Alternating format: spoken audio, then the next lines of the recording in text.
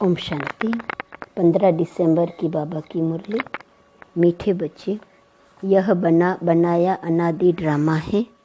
इस ड्रामा में हर एक एक्टर की एक्ट फिक्स है। मोक्ष किसको भी नहीं मिल सकता। प्रश्न, शिव बाबा अशरीरी हैं, वह शरीर में किस लिए आते हैं? कौन सा काम करते हैं और कौन सा नहीं? उत्तर, बाबा कहते, बच्चे मैं इस शरीर में तुम्हें सिर्फ मुरली सुनाने आता हूँ। मैं मुरली सुनाने का ही काम करता हूँ। मैं खाने पीने के लिए नहीं आता हूँ। मैं आया हूँ तुम्हें नई राजधानी देने, बाकी स्वाद तो इनकी आत्मा लेती है। गीत छोड़ भी दे आकाश सिंहासन। ओम शांति। गीत बजाए ही वह जाते हैं जिसमें अपना तैल्लुक है। आकाश में कोई तख्त नहीं है।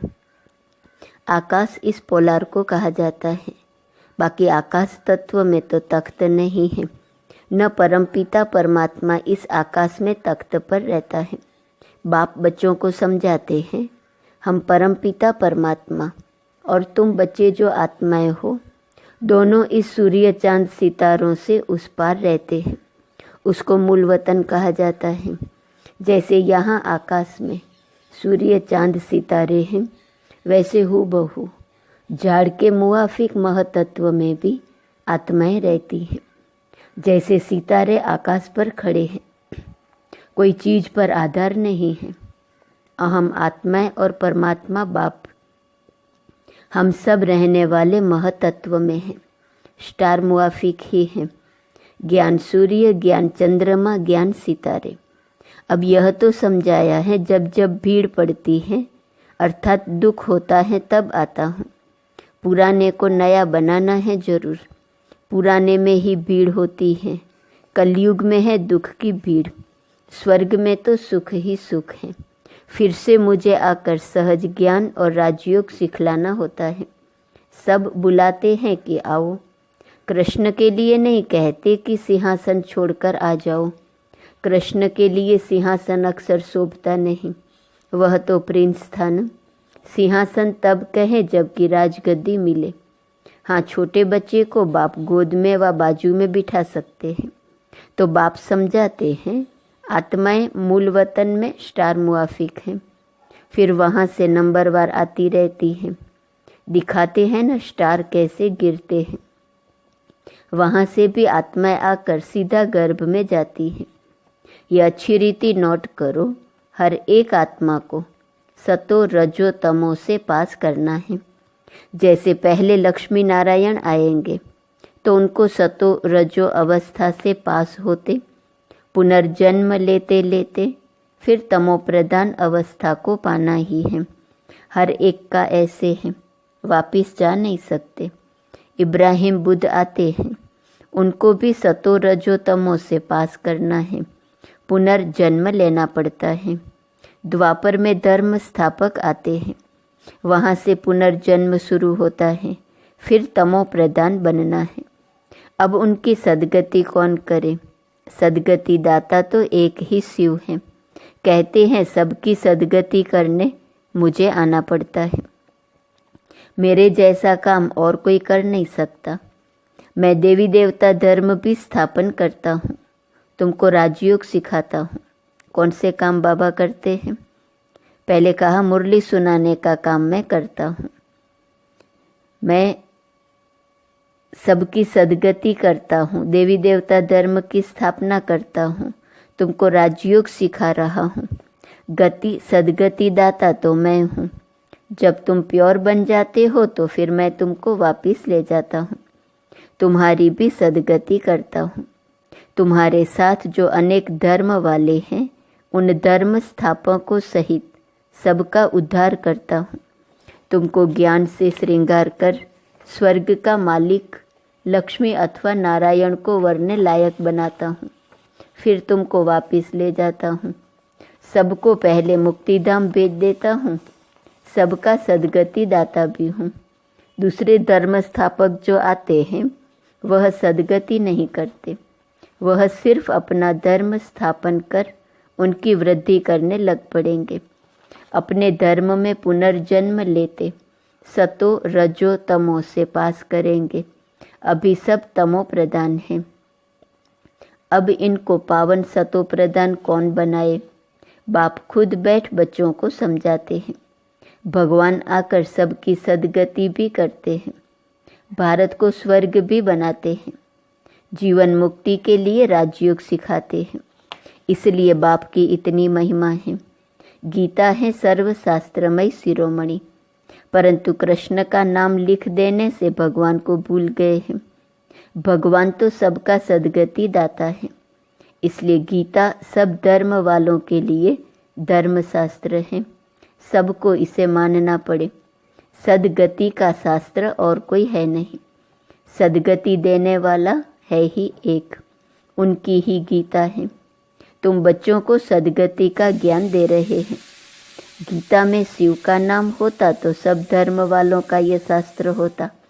बाप सबको कहते हैं, अपने को आत्मा समझ मेरे साथ योग लगाओ तो विकर्म विनाश होंगे और तुम मेरे धाम आ जाएंगे। सब धर्म वालों की सदगति करने वाला भी मैं हूँ। बाकी तो आते ही हैं अपना धर्म स्थापन करने। मनुष्य कहते हैं क्या मोक्ष मिलेगा? बाप कहते हैं नहीं। जो भी सब आत्माएं हैं सबका पार्ट ड्रामा में फिक्स है। किसकी एक्ट बदल नहीं सकती। हर एक की पूरी एक्ट का अनादि ड्रामा बना हुआ है। ड्रामा अनादि है, उसका आदि मध्य अंत नहीं है। सृष्टि की आदि सतयुग को कहा जाता है और अंत कलयुग को कहा जाता है। बाकी ड्रामा का आदि अंत नहीं है। ड्रामा कब बना यह नहीं कह सकते, यह प्रश्न उठ नहीं सकता। बाबा ने समझाया है कि और जो भी शास्त्र हैं उनसे हर एक ने आकर अपना धर्म स्थापन किया है, सदगति नहीं की है। उन्होंने तो धर्म स्थापन किया, उनके पीछे वृद्धि होती गई। कितनी कितनी गुह्य पॉइंट्स हैं ऐसे, अर्थात निबंध लिखने जैसी हैं। यहाँ गपोड़े की बात नहीं, हार जीत का यह ड्रामा है। सतयुग में परमात्मा को याद करने की दरकार नहीं। परमात्मा को याद करे तो फिर यह बातें भी समझे कि हम ब्राह्मणों को उसने रचा है। तुमको तो सन्मुख बताते हैं कि मैं रचयिता हूँ। यह ब्राह्मणों की नई दुनिया है संगम की। चोटी को तो कोई नहीं जानते। विराट रूप बनाते हैं, उसमें देवता क्षत्रिय वैश्य शूद्र दिखाते हैं। ब्राह्मणों को भूल गए हैं। सतयुग में देवताएं, कलयुग में शूद्र। संगम युगी ब्राह्मणों को जानते नहीं। यह राज बाप आकर समझाते हैं। बाबा कहते हैं पवित्रता बिगर कभी धारणा नहीं हो सकती है। बाबा समझाते हैं कितने ढेर वेद शास्त्र हैं, परिक्रमा दिलाते हैं। मंदिरों से चित्र निकाल परिक्रमा दिलाए फिर वापिस मंदिर में ले जाते हैं। बाबा अनुभवी हैं। शास्त्रों से गाड़ी भरकर परिक्रमा देते हैं। ऐसे ही फिर देवताओं के चित्र भी गाड़ी में रख परिक्रमा दिलाते हैं। यह सब है भक्ति मार्ग। तुम हो शिव शक्तियाँ। तुम सारे विश्व की सदगति करती हो, परंतु यह कोई जानते नहीं कि दिलवाड़ा मंदिर हूबहू इन्हों का यादगार है। ऐसा मंदिर कहीं नहीं है। जगदम्बा है, शिव बाबा भी हैं, शक्तियों का चबूतरा भी बना हुआ है। भक्ति मार्ग में फिर से ऐसे मंदिर बनेंगे, फिर विनाश होगा तो यह सब खत्म हो जाएगा। सतयुग में कोई मंदिर होता नहीं। यह सब भक्ति मार्ग का विस्तार है। ज्ञान में तो चुप रहना है। एक शिव बाबा को याद करना है। शिव बाबा को भूल औरों को याद करेंगे तो अंत में फेल हो जाएंगे। फेल नहीं होना है। मनुष्य मरते हैं तो उनको कहते हैं राम राम कहो, परंतु ऐसे याद आता नहीं है। फिर भी गाया जाता है अंतकाल जो नारायण सिमरे। बात अभी की है। बम्भोर को आग तो लगनी है। अंतकाल जो नारायण सिमरे, बरोबर अब तुम समझते हो। हम नारायण व लक्ष्मी को वरेंगे। स्वर्ग के लिए तैयार हो रहे हो। बाबा बिगर यह ज्ञान कोई दे नहीं सकते। यह बाबा भी कहते हैं कि अब हमको शिव बाबा ने बताया है। इनको शक्ति सेना व पांडव सेना कहा जाता है। पांडव नाम है महारथियों पर। शक्तियों की फिर शेर पर सवारी दिखाते हैं। तो बाप कहते हैं जैसे कल्प पहले सहज राजयोग सिखाया था, हूबहू इसी प्रकार सिखा रहा हूँ। जो भी एक्ट चलती हैं कल्प कल्प वही चलेंगी, इनमें फर्क नहीं पड़ सकता। फिर कल्प कल्प यह पार्ट चलेगा। बाबा कहते हैं तुमको गुह्य गुह्य बातें सुनाता हूँ। पीछे क्या होने वाला है सो तो फिर पीछे सुनाएंगे ना। अभी सब सुना दूँ तो क्या बस वापस चला जाऊँ? अंत तक नई पॉइंट्स सुनाते रहेंगे। हम गीता की महिमा बहुत करते हैं, परंतु उस गीता व महाभारत में तो हिंसक लड़ाई आदि दिखा दी है। अब लड़ाई तो है नहीं, तुम्हारी तो है योग बल की बात। अहिंसा का अर्थ कोई भी नहीं जानते, सिर्फ स्त्री को नर्क का द्वार कह दिया है। वास्तव में नर्क का द्वार तो दोनों हैं। अब उनको फिर स्वर्ग का द्वार कौन बनाए? वह तो भगवान की ही ताकत है। यह गीत बाबा ने बनवाए हैं, फिर बनाने वालों ने कोई ने ठीक बनाया है, कोई ने रोंग बनाया है, मिक्स कर दिया है। रात के राही थक मत जाना, ऐसे ऐसे गीत मैंने बनवाए हैं। तो यहाँ की बातें और हैं, गौशाला भी हैं, वनवास भी हैं, परंतु अर्थ नहीं समझते। हमने किसको भगाया क्या? किसको कभी कहा था कि कराची में चले जाना? पूछो इन शक्तियों से। यह ड्रामा में पार्ट था, जिन पर सितम हुए तो चले आए। तो राइट क्या है वह बाप बैठ बतलाते हैं। शास्त्रों में तो जो लिखा है वह है भक्ति मार्ग। उनसे तो मेरे से मिल नहीं सकते, मेरे पास आ नहीं सकते। मुझे तो गाइड बन यहाँ आना पड़ता है। कहते हैं ऐसा तन क्यों नहीं लिया जो गृहस्थी न हो। अरे मुझे तो गृहस्थी के तन में ही आकर उनको ज्ञान देना है। उनके ही 84 जन्म बताता हूँ। तो कितनी गुह्य बातें हैं। यह नए धर्म के लिए नई बातें, ज्ञान भी नया है। बाप कहते हैं कल्प कल्प मैं यह ज्ञान सुनाता हूँ। और कोई ऐसे कभी नहीं कहेंगे कि मैं कल्प कल्प धर्म स्थापन करने आता हूँ। लक्ष्मी नारायण दोनों नहीं कहेंगे कि हम फिर से राजाई करने आए हैं। वहाँ यह ज्ञान ही प्रायः लोप हो जाता है। शास्त्र तो बाद में अनेक बना दिए हैं।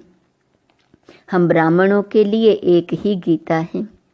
धर्म भी स्थापन करता हूँ और सद्गति सबकी करता हूँ। डबल काम हुआ ना। सद्गति भी सबकी करता हूँ, धर्म भी स्थापन करता हूँ। अब हम जो सुनाते हैं वह राइट है या उन्हों का राइट है, सो तो तुम जानते हो। मैं कौन हूँ? मैं ट्रूथ हूँ। मैं कोई वेद शास्त्र नहीं सुनाता हूँ। बल इसने पढ़े तो बहुत हैं, परंतु वह सुनाते थोड़े ही हैं। यह तो शिव बाबा नई नई बातें सुनाते हैं। वह तो अशरीरी हैं, सिर्फ यह मुरली सुनाने का काम करने आते हैं, न कि खाने पीने आते हैं। मैं तो आया ही हूँ तुम बच्चों को फिर से राजधानी देने। स्वाद इनकी आत्मा लेती है। हर एक का धर्म अलग है, उन्हें अपना धर्म शास्त्र पढ़ना है। यहाँ तो ढेर शास्त्र पढ़ते रहते हैं, सार कुछ भी नहीं है। जितना पढ़ते रहते असार संसार होता जाता है। तमो प्रधान बनना ही है। पहले पहले सृष्टि में तुम आए हो। तुम ब्राह्मणों ने माता पिता से जन्म लिया है। उस तरफ है आसुरी कुटुंब, यहाँ है ईश्वरीय कुटुंब। फिर जाकर दैवी गोद लेंगे, स्वर्ग के मालिक बनेंगे।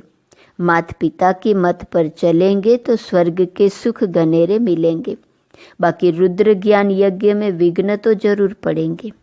बाप कहते हैं बच्चे विकारों पर जीत पाने से ही तुम जगत जीत बन सकते हो। ऐसे थोड़े ही शादी नहीं करेंगे तो कमज़ोर रह जाएंगे। सन्यासी पवित्र बनते हैं, फिर वह कितने मोटे तंदुरुस्त रहते हैं। यहाँ तो ब्रेन का काम है, मेहनत है। दधीची ऋषि का मिसाल है ना। सन्यासियों को तो बहुत माल मिलता है। बाबा खुद बहुत माल खिलाते थे। यहाँ तो बहुत परहेज रखनी पड़ती है। अच्छा, मीठे मीठे सिकीलदे बच्चों प्रति माता पिता बाप दादा का याद प्यार और गुड मॉर्निंग। रूहानी बाप की रूहानी बच्चों को नमस्ते। रूहानी बच्चों की रूहानी बाप को नमस्ते नमस्ते नमस्ते। धारणा के लिए मुख्य सार। पहली पॉइंट, ज्ञान की अच्छी धारणा के लिए पवित्रता के व्रत को अपनाना है। अंतकाल है, इसलिए ऐसा अभ्यास करना है जो एक बाप के सिवाय और कोई याद न आए। दूसरी पॉइंट, दधीची ऋषि मिसल सेवा करते विकारों पर विजय प्राप्त कर जगत जीत बनना है। वरदान, समय की रफ्तार प्रमाण सर्व प्राप्तियों से भरपूर रह, माया जीत बनने वाले तीव्र पुरुषार्थी भव। बाप दादा ने जो भी प्राप्तियां कराई हैं उन सर्व प्राप्तियों को स्वयं में जमा कर भरपूर रहो, कोई भी कमी न रहे। जहाँ भरपूरता में कमी है वह माया हिलाती है। माया जीत बनने का सहज साधन है सर्व प्राप्तियों से भरपूर रहना। कोई एक भी प्राप्ति से वंचित नहीं रहो, सर्व प्राप्ति हो। समय की रफ्तार प्रमाण कोई भी समय कुछ भी हो सकता है, इसलिए तीव्र पुरुषार्थी बन अभी से भरपूर बनो, अब नहीं तो कभी नहीं। स्लोगन, सत्यता और निर्भयता की शक्ति साथ हो तो कोई भी कारण हिला नहीं सकता। आज का स्वमान, मैं फरिश्ता हूँ। अव्यक्त इशारे की पॉइंट 15 दिसंबर। मैं और मेरापन ही फर्शवासी बनाता है। फरिश्ता बनना अर्थात मैं और मेरेपन के बंधन से मुक्त बनना। इस अलौकिक जीवन में मैं और मेरा ही सुनहरी जंजीर है। मैं अच्छा ज्ञानी हूँ। मैं ज्ञानी तू आत्मा, योगी तू आत्मा हूँ। मेरी यह विशेषता है, मेरी यह नेचर है। इस मैं और मेरेपन से मुक्त बनो। ओम शांति।